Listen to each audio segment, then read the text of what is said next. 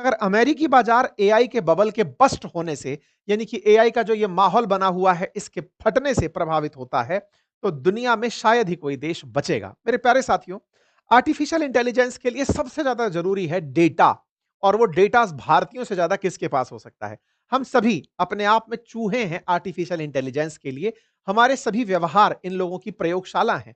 हम क्या खाते हैं, कहां घूमते हैं, किस तरह सोचते हैं, क्या हम रिएक्ट करते हैं, इन सभी डेटाज के लिए इन लोगों ने तमाम प्रयास किए हुए हैं। जैसे जियो ने गूगल जेमिनी को फ्री ऑफ कॉस्ट आपको उपलब्ध करा दिया। आपको लगा कि एआई फ्री है, लेकिन वो आपका साल भर में सारा व्यवहार रिकॉर्ड करके आपको आगे बेचेगा। ये तैयारी है। यही काम किया एयरटेल ने परप्लेक्सिटी को आपके साथ फ्री में उपलब्ध कराकर। यही काम किया चैट जीपीटी ने भारत में पूरी तरह 4 नवंबर से चैट जीपीटी को फ्री कराकर। मतलब ये तो तय है कि ये सारे के सारे प्लेटफॉर्म्स, चाहे परप्लेक्सिटी हो, चैट जीपीटी हो या फिर गूगल जेमिनाई हो, इन्हें अल्टीमेटली डेटा चाहिए। इन्हें अल्टीमेटली हम जैसे लोग चाहिए जो अपने फीड्स, अपने इमोशंस, अपनी थ्योरीज इनको दे दें और इस प्रयोगशाला को ये बखूबी चलाएं और बाद में हम पर ही प्रयोग करें। बिल्कुल वैसे ही जैसे आज गूगल आपको वही दिखाता है जो आप देख रहे होते हैं। अमेज़न पर आप जिस चीज को सर्च कर रहे होते हैं वो टॉप ट्रेंड में होता है, क्योंकि अल्टीमेटली आप अपना डेटा दे चुके हैं और उस डेटा से फिर सेल्स को कन्वर्ट किया जाता है। फिलहाल के लिए आज का सेशन इस बात का कि कई दिग्गजों का मानना है कि एआई का ये जो बना हुआ माहौल है ये जल्दी ही फटने वाला है। एआई का जो ये बबल बना है ये इकोनॉमी की साइकिल में बूम के बाद बस्ट फेज में एंट्री करने वाला है। अर्थात आने वाला समय जिसने एआई की वजह से कंपनीज को हाइट्स पहुंचाई, ये उन्हें नीचे लाकर दिखाने वाला है। खैर, बाजार में आए दिन ऐसा होता रहता है, लेकिन क्या भारतीय बाजार भी इससे प्रभावित होगा? इस पर आज के सेशन में जिक्र होगा। आने वाले समय में एआई से बहुत सारी तकनीकी उन्नति आएंगी, लेकिन तकनीकी उन्नति से क्या दुनिया में मार्केट भी प्रभावित होंगे या भारत जैसे बाजार बचे रह जाएंगे? विश्व के बाजारों पर क्या असर होगा, आज के सेशन में डिटेल में चर्चा करेंगे, क्योंकि अल्टीमेटली एआई के बबल के बस्ट होने पर हाल ही में सुंदर पिचई का दिया गया जो बयान है, उसकी वजह से कहा जा रहा है कि एनवीडिया के स्टॉक्स में 2.4% की गिरावट आ गई है। मार्केट में चर्चाएं शुरू हो गई हैं जब गूगल के सीईओ सुंदर पिचई बोल रहे हैं कि भाई साहब फटेगा ये। बोले फटेगा, तो भाई साहब सोच करके डर गए नीचे की धार से 2.4% स्टॉक नीचे आ गए। तो ये चर्चा का विषय बन गया। Worried about an AI stock bubble that might good news for the Nifty bulls. अब यहां पर जब बात निफ्टी बुल्स की बारे में आई कि इससे भारत के बाजार को बड़ा फायदा हो सकता है, ये एक अलग चर्चा का विषय बनकर आई। भारत के बाजार को क्यों? क्योंकि मैंने शुरुआत में भी कहा कि हम लोगों ने एआई अपनाया ही नहीं। निफ्टी की टॉप 50 कंपनीज ने एआई को बहुत ज्यादा नहीं अपनाया है। हमारे यहां पर अगर फाइनेंस की सर्विसेज हो या फिर सॉफ्टवेयर की सर्विसेज हो, इन सब का बहुत अच्छा इक्विटेबल डिस्ट्रीब्यूशन है टॉप 50 कंपनीज का बाजार के अंदर। और ये एआई ड्रिवन नहीं है। तो कहा जा रहा है कि अगर एआई बबल बस्ट होता है तो वो निफ्टी के लिए बुल मूवमेंट होगा। बाजार ऊपर की तरफ उठेगा। बाजार ऊपर की तरफ उठेगा और नीचे की तरफ उठेगा। अगर आप इन सभी खबरों को केवल उपभोक्ता के रूप में सुनते हैं तो कोई फायदा नहीं है। अगर आप यूजर हैं, यानी आप यूज करते हैं इन खबरों को सुन करके, तो ये आपके लिए बहुत खबरें काम की होती हैं। मेरे प्यारे साथियों, अक्सर आप सुनते हैं बाजार उठा तो आपको लगता है कि किसी का भाव एक्स था तो बढ़कर के एक्स प्लस हुआ होगा। बाजार गिरा, एक्स था तो एक्स माइनस हो गया होगा। बाजार के गिरने और चढ़ने से, उतरने से अगर आप लाभ कमाना चाहते हैं तो आपको बाजार में इन्वॉल्व होना पड़ता है। मेरे प्यारे साथियों, आर्टिफिशियल इंटेलिजेंस से भारत को फायदा कैसे पहुंचेगा? ये बिल्कुल वैसे ही है कि साहब हमको पहाड़ों में ले जाकर छोड़ दो। हम पहाड़ों में जाकर बहुत खुश होंगे, देखेंगे कितनी शांति है यहां पर, और उस शांति की वजह से हम खुशियों में नहीं महाएंगे कि देखो हमें तो असल में यही चाहिए था, हम कहां भटक रहे थे। लेकिन वास्तविकता में शांति उन्हें ही खुशी देती है जिन्होंने बहुत हैफेजार जिंदगी जी होती है। आर्टिफिशियल इंटेलिजेंस के केस में भारत के अंदर जो बुल मोमेंट आने वाला है, वो शायद इस वजह से भी हो सकता है कि हम आर्टिफिशियल इंटेलिजेंस में घुसे ही नहीं थे। लेकिन उससे पहले हम आर्टिफिशियल इंटेलिजेंस की पूरी कहानी को हल्के से बतिया लेते हैं। एक जमाना था जिस समय कुछ भी ढूंढना हो लोग कहते थे गूगल कर लो। आपको जितनी भी जानकारी चाहिए हो बोले गूगल कर लो। लेकिन 2022 में एक समय आया, सैम ऑल्टमैन नाम का एक व्यक्ति हिट हुआ, जिसने चैट जीपीटी नाम से एक ओपन एआई प्लेटफॉर्म दे दिया और कहा कि आइए अब आपको यहीं पर सारी जानकारियां प्राप्त हो जाएंगी। इन्होंने बहुत आसान काम क्या किया था, दुनिया भर के सभी डेटा को एक जगह डाल करके तमाम प्रकार के डेटा को इकट्ठा किया, आपकी सर्चेस को इतना रिफाइन कर दिया कि आपको 1 2 3 4 5 उसमें प्रायोरिटाइज नहीं करना है। आप सीधा रिजल्ट लीजिए कि ये रिजल्ट है, और रिजल्ट के नीचे आपको रेफरेंस दे दिए कि देखो यहां यहां से प्राप्त करके आपको ये रेफरेंस दिया जा रहा है। मतलब आपको पूछना है कि मेरी सेहत के लिए क्या बेहतर होगा। आप अगर गूगल से ये बात पूछते तो गूगल आपको 10 आर्टिकल ओपन कर देता, वो खुद की सलाह नहीं देता। ये एक कदम आगे चले गए। इन्होंने उस गूगल के सारे डेटा को यूज किया और डेटा को यूज करके अपनी तरफ से रिजल्ट देना शुरू किया कि आपके लिए ये बेहतर होगा। पर्सनलाइज्ड सर्च रिजल्ट से ओपन एआई ने दुनिया में कहर मचा दिया। लोगों को लगने लगा इससे ज्यादा अच्छा सर्च इंजन क्या हो सकता है। हमें लग रहा था कि ये केवल सर्च का जवाब दे रहा है, लेकिन धीरे धीरे इसने हमारी हैबिट्स को कैप्चर करके पर्सनलाइज्ड तरीके के एक्सपीरियंस देने शुरू किए।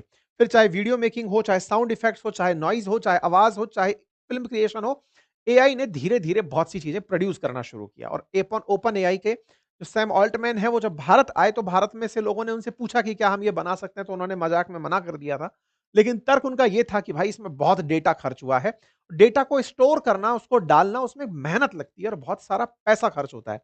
अमेरिकी कंपनियों ने इस डेटा को कलेक्ट करके उसे रीप्रोसेस करने में पैसा खर्च किया है। इंडिया में वो मोमेंटम नहीं है कि लोग इतना पैसा इन्वेस्ट कर पाएँ, और ये सच भी है। भारत में आज भी ओपन एआई को लेकर के या फिर चैट जीपीटी को लेके यूजर बनने में तो खुशी है, लेकिन खुद से डेटा कलेक्शन के नाम पर इतना पैसा इन्वेस्ट करेंगे इसे लेकर के कोई भी एक्साइटमेंट नहीं है। आज सोचकर देखिए कि सैम ऑल्टमैन की कंपनी इस साल $500 बिलियन की वर्थ पर पहुंच गई है। भारत की टॉप 30 कंपनीज के टोटल वैल्यूएशन से भी शायद ऊपर की कंपनी हो गई। $500 बिलियन तक खुद का बाजार लेकर पहुंच गई। $500 बिलियन तक जैसे ही ये पहुंची, इससे तमाम और जो कॉम्पिटिटिव मैग्निफिसेंट 7 जो अमेरिकी कंपनियां हैं, जिसमें गूगल, अमेजॉन, फेसबुक, एप्पल और ये माइक्रोसॉफ्ट हैं, इन्हें टेंशन सताने लगी कि यार कहीं ऐसा तो नहीं है कि ये बहुत आगे निकल जाएगा। तो इन्होंने भी पैसा लगाना शुरू किया। एआई के अंदर ये लोग भी उतर आए और उतर करके इन्होंने बाजार को बढ़ाना शुरू किया। उम्मीद की जाती है 2030 तक $826.7 बिलियन का हो जाएगा। टॉप बड़े-बड़े जायंट्स ने, माइक्रोसॉफ्ट ने $80 बिलियन का इन्वेस्टमेंट प्लान किया, गूगल ने $75 बिलियन का, अमेज़न ने $100 बिलियन का, इन्होंने दबा के पैसा लगाया। लेकिन पैसा लगाने के साथ-साथ आपको प्रोसेस करने के लिए चिप की आवश्यकता थी, जो सेमीकंडक्टर डिवाइस थी। और चिप बनाने वाली कंपनी होल एंड सोल एक ही थी, जिसका नाम था एनवीडिया। उसने इन सभी के इन्वेस्टमेंट से खुद की वैल्यू को आसमान में सिद्ध कर दिया कि भाई कुछ भी चला लो, प्रोसेसर तो आपको हमारा ही चाहिए होगा। और एनवीडिया आज मार्केट में 3 ट्रिलियन से ऊपर की वैल्यू लेकर बैठा है। ये तो तब का था जब मैं आपको 2 महीने पहले की खबर दे रहा हूं। अभी मार्केट वैल्यूएशन के हिसाब से बात करें तो दुनिया में सबसे ज्यादा मार्केट कैप लेकर एनवीडिया बैठी है। और इस एनवीडिया ने मार्केट के अंदर पिछले महीने मार्केट वैल्यूएशन $5 ट्रिलियन की पार कर ली, जो कि भारत की वैल्यूएशन से, यानी भारत की जीडीपी से भी ज्यादा थी। इस पर हमने ट्विटर हैंडल पर ट्वीट भी किया था, जिसमें बताया था कि 2 साल में चैट जीपीटी ने एक कंपनी के वैल्यूएशन को कितना बढ़ाया। मई 2023 में $1 ट्रिलियन की एनवीडिया आज अक्टूबर 2025 में $5 ट्रिलियन की पहुंची हुई है। भारत की अर्थव्यवस्था 3 से 4 ट्रिलियन, 4 से 5 ट्रिलियन होने में जमाने खा रही है, और यहां पर यह मात्र 2 साल में 5 गुना बड़ी अर्थव्यवस्था की, मतलब बड़ी वैल्यूएशन बनाकर एनवीडिया निकल कर खड़ी हो गई। जब वैल्यू इतनी तेजी से बढ़ रही हो, क्योंकि सेमीकंडक्टर के ही कारण ये सारे रिसर्च हो पा रहे हैं, तो एक बड़ा सवाल बनकर आया कि साहब ऐसे तो ये जाकर कहां रुकेगा। एआई ने ऐसा क्या कर दिया है कि सबको एक ही चीज चाहिए, वो भी एनवीडिया की चिप। क्योंकि अल्टीमेटली ताइवान भी एनवीडिया की तरह ही चिप बनाता है, जापान जापान भी बनाता है, साउथ कोरिया भी बनाता है, चाइना भी बनाता है। लेकिन अमेरिका ने क्या किया, अपनी कंपनी से जो ये बड़ा बड़ा इन्वेस्टमेंट कर रही थी, इन सबसे यही कहा कि तुम अपना जो पैसा है ना, वो एनवीडिया की चिप में ही लगाओगे। इससे मार्केट वैल्यूएशन एनवीडिया का बढ़ने लगा।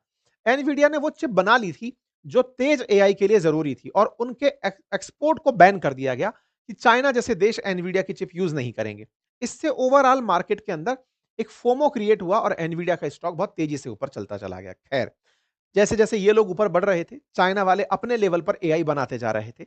मार्केट में सेमीकंडक्टर्स की कॉपी बनना शुरू हो रही थी। सेमीकंडक्टर चिप जो हैं, वो ताइवान, साउथ कोरिया, जापान, चीन, इन सब में तेजी से बन रही थी। भारत भी सेमीकंडक्टर डिवाइसेस के निर्माण में तेजी से बढ़ रहा था, और इसी बीच में लोगों को ये समझ में आने लगा था कि ये जो हाइप क्रिएट किया है ना इन लोगों ने एआई का, वो कुछ एक्स्ट्रापोलेटेड है। इन लोगों ने एआई से बहुत सारे काम किए। अमेज़न ने बहुत सारे काम एआई से करने शुरू किए, और उसका नतीजा लोगों की नौकरी जाने में दिखने लगा।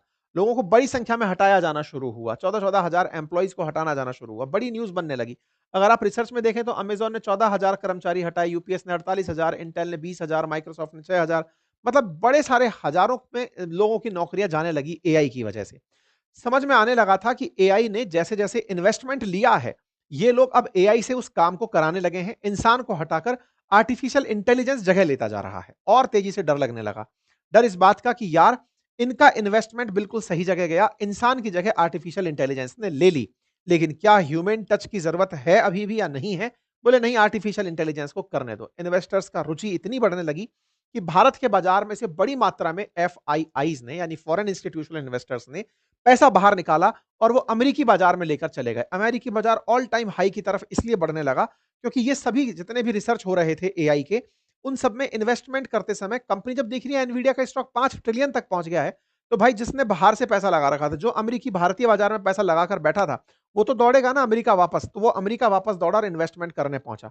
लेकिन इसी बीच में एक खेला हुआ, और वो खेला क्या था, वो अब सबको समझना होगा। हुआ क्या, बहुत सारे इन्वेस्टर्स ने जैसे ही बाजार में वैल्यू बढ़ने लगी, वो अपना पैसा निकाल लिए। जैसे एनवीडिया के अंदर सॉफ्ट बैंक ने अपनी 5.8 बिलियन डॉलर की होल्डिंग बेच दी कि तुम 5 ट्रिलियन डॉलर पहुंच गए, अब हमारा हिस्सा देके निकलो, हम साइड में हो रहे हैं। सॉफ्ट बैंक अपना पैसा निकलकर बाहर आ गई। ऐसे ही माइकल बरी हैं, उन्होंने 1.1 बिलियन डॉलर का बेयरिश बेट पुट कर दिया। ऐसे ही पीटर थेल हैं, उन्होंने 2.81% का अपना पूरा स्टेक जो है एनवीडिया से वो बेच दिया। मतलब एनवीडिया आसमान में है, लोग उसमें से पैसा निकाल निकाल के बाहर हो रहे हैं। ये खबर लोगों को डराने लगी कि यार ऐसा क्या हो रहा है, मार्केट अगर बढ़ रहा है तो ये लोग बाहर क्यों निकल रहे हैं। भाई आप कॉमन सी बात सोचेंगे कि आपका बाजार भाव बढ़ता जा रहा है, तो आप तो सोचेंगे ना और बढ़ने दो।